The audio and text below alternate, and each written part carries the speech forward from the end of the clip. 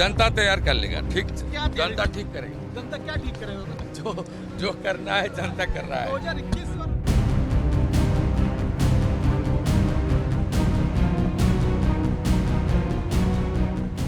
শেষ লগ্নে শুভেন্দুর উন্মাদনা ছিল চোখে পড়ার মতো।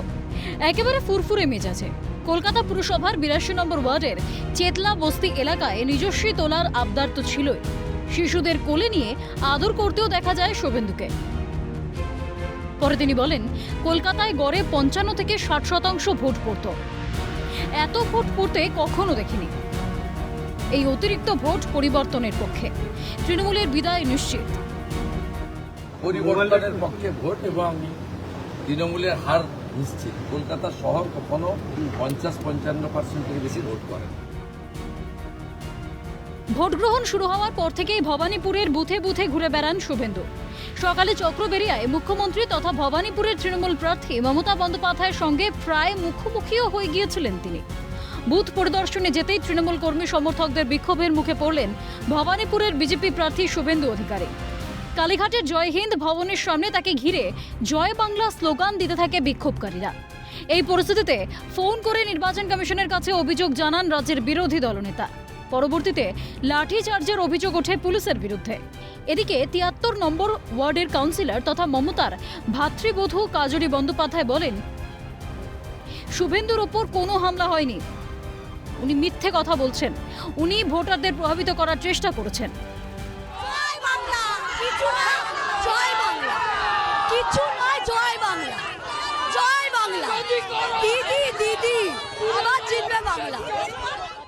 শুভেন্দু অধিকারীকে একেবারে বিক্ষোভের মুখে পড়তে হয়েছে।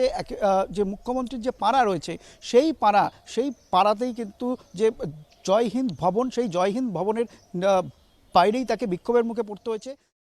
একদিকে জয় বাংলা স্লোগান, অন্যদিকে শুভেন্দু অধিকারী তিনি কিন্তু এই মুহূর্তে নির্বাচন কমিশনের কাছে অভিযোগ করছেন এবং উত্তাল পরিস্থিতি সামাল দিতে এখানে কেন্দ্রীয় বাহিনী রয়েছে, অর্থাৎ শুভেন্দু অধিকারীর সঙ্গে যে কেন্দ্রীয় বাহিনী থাকে সেই কেন্দ্রীয় বাহিনী কিন্তু এই মুহূর্তে রয়েছে এবং শুভেন্দু অধিকারী সরাসরি কথা বলছেন ইলেকশন কমিশনের সঙ্গে।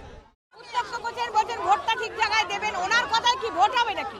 উনি ভোট কথা ঠিক করে দেবেন, ভোটটা ঠিক জায়গায় দেবেন। আক্রমণ হয়নি, মিথ্যে কথা বলছেন, একদম মিথ্যে কথা।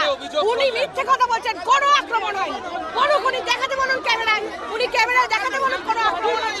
মিথ্যে কথা বলছেন। উনি ভোটারদের বলেছিল ভোটটা ঠিক জায়গায় দেবেন, ভোটের লাইনে এসে বলার উনি কে উনি বলতে এসছেন আমার ভোটাররা এখানে ভোট দিচ্ছে তাদেরকে এইসব বলছেন। পরে কলকাতা পোর্টের বিজেপি প্রার্থী রাকেশ সিং ও শুভেন্দু অধিকারীকে লক্ষ্য করে ওঠে চোর স্লোগান। পরিস্থিতি নিয়ন্ত্রণে আনার চেষ্টা করে কেন্দ্রীয় বাহিনী। উত্তপ্ত হয়ে ওঠে 77 নম্বর ওয়ার্ড। শুভেন্দু অধিকারীকে ফোন করেন স্বরাষ্ট্রমন্ত্রী অমিত শাহ, জানতে চান ভবানীপুরের পরিস্থিতি। 100% টোটালি আন্ডার কন্ট্রোল। কিন্তু পুলিশ এখানে নেমে এসেছে, পুলিশ এবং সেন্ট্রাল ফোর্স এখানে এসছে। সব মিলিয়ে 77 নম্বর ওয়ার্ড কিন্তু ফের আরও একবার ভোটের শেষ লগ্নে উত্তপ্ত হলো। ক্যামেরায় জনের সঙ্গে শান্তন ভট্টাচার্য, ক্যালকাটা নিউজ, কলকাতা।